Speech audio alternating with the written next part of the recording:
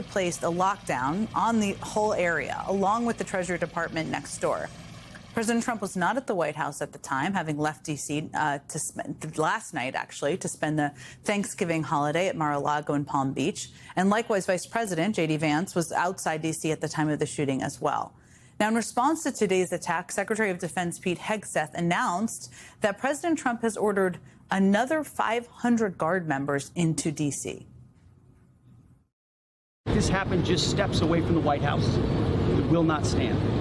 And that's why President Trump has asked me, and I will ask the Secretary of the Army to the National Guard, to add 500 additional troops, National Guardsmen, to Washington, D.C. This will only stiffen our resolve to ensure that we make Washington, D.C. safe and beautiful. Now, those 500 new National Guard members would come on top of the already 2,188 Guard members already assigned to D.C.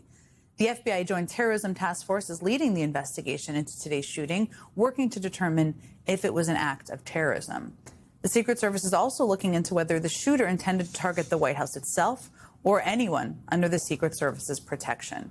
But as of now, there is still a lot we don't know. The investigation is really just beginning. And again, we'll bring you anything we learn during the next hour to update you. But joining me now to discuss all of this is MS Now Justice and Intelligence correspondent Ken Delanian and former Assistant Special Agent in charge at the FBI, Michael Feinberg.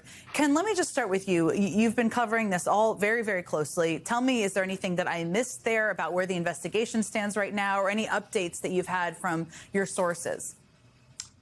There's one new piece of information, Jen, and the New York Times is reporting, and MS Now has confirmed, Mark Santia and I, that this 29-year-old Afghan entered the country in 2021 through a Biden administration program called Operation Allies Welcome, which accepted around 90,000 Afghans. And people may remember it was a kind of a furious operation at the end of at the conclusion of America's involvement in Afghanistan, where we were trying to give sort of rescue some of the people that had helped the United States cause, or Afghans who were in danger.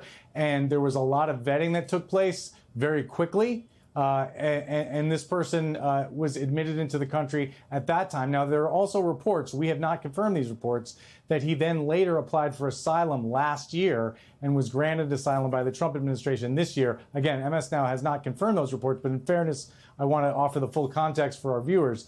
And so that, of course, is one piece of the puzzle here as investigators try to seek out what the motive is. And we don't know what the motive is, but obviously thoughts are, of course, turning to, was this some form of Islamic extremist terrorism?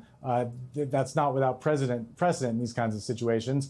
That's exactly what investigators are looking into right now. As soon as the FBI concluded that this was a targeted attack on uniformed members of the armed services, they took over the investigation from D.C. police, worked to identify the suspect, and now no doubt are going through his digital footprint, his social media accounts, trying to interview relatives, trying to piece together everything they can learn about this man's life while he was in the United States, his movements before the attack, where he got the weapon, all those questions.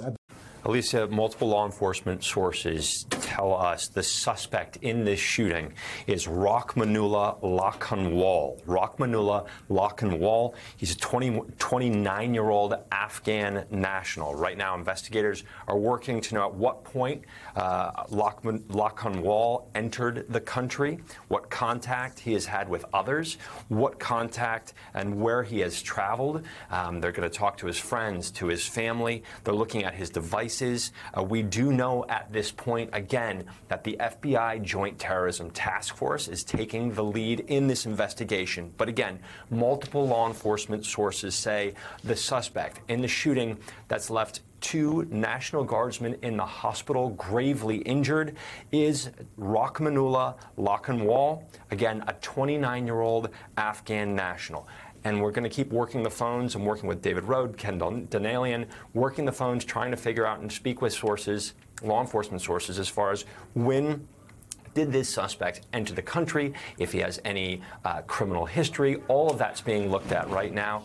But again, the Joint Terrorism Task Force with the FBI is working this case. We're told they're working to try and determine if this is a case of terrorism. They're taking the lead on this. But again, a 29-year-old Afghan national who we're told is Rahmanullah Lakhanwal has been arrested. He is in the hospital right now. He was shot in the process of being detained, his arrest, after shooting the National Guardsmen. Other National Guardsmen rushed to help. He was shot. He's in the hospital. We don't have his condition. We don't know if he's talking with investigators at this point, but he has been identified, and this investigation is far from over. We'll send it back to you. Yeah, Mark, you've said that we don't have any word on how he's doing. Have you received any word on how the guardsmen are doing, particularly the young guardsman who was shot in the head? Do we understand exactly what her condition is? No, we've not been updated on that as of yet. We were told one National Guardsman was airlifted, the other rushed by ambulance. They're in separate hospitals. We've not been given a condition, obviously hoping for the best for both of them. But at this point, we don't have a current condition on the Guardsmen at this point in time.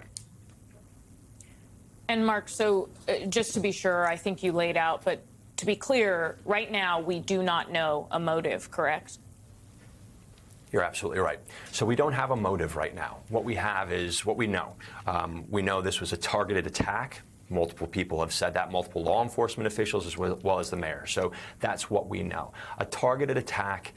We know that 2 National Guardsmen were critically injured in the hospital right now. But as far as a motive, we don't know what investigators say propelled the 29-year-old Afghan national to this violence. So that's still being looked at. Obviously, they're going to be talking to friends, to family. They'll be going to his house, to his home, going through that, looking for any clues that may tip off investigators as to what motivated this horrific violence. They're looking at that right now. There are a lot of questions that the FBI is grappling with. We have been talking about this for the past few hours. This, of course, a big piece of information that you have just shared with us, the name of the suspect in custody. We had talked about this person's country of origin, how long they have been in the United States, a number of questions that are beginning to come into focus. And as you said, they will now continue with what little information they have to figure out his network of contacts, to assess his digital footprint. Is it your understanding that it is the FBI exclusively that is leading that effort, or are they working in tandem, Mark, with any other government agencies or entities? No, this is exactly what they do. And I think this is part of the strength of the FBI is their partnerships, their relationships, not just with other federal agencies, but with local departments as well as state.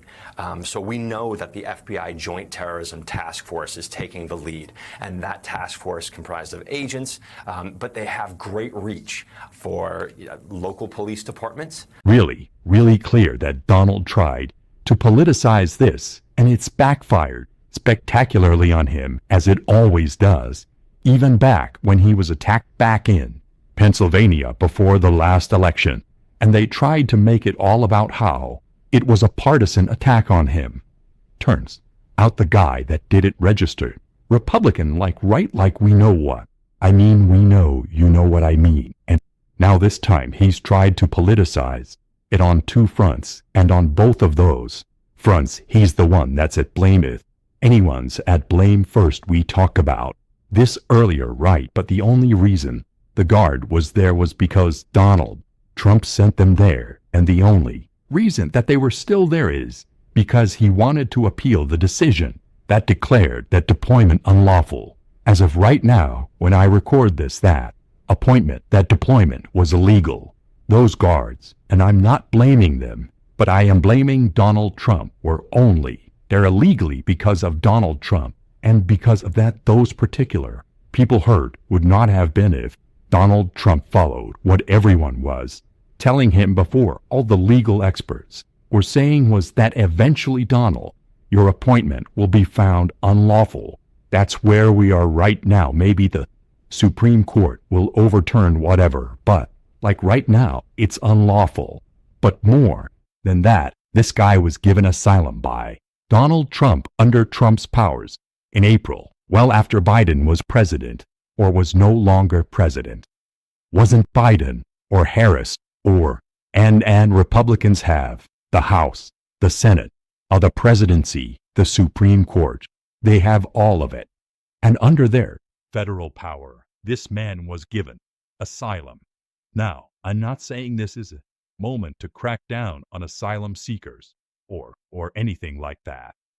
I'm not going to use that as this moment because I don't think that's what you need to do. This is a tragic outcome, but I don't think you need to shift policy over it.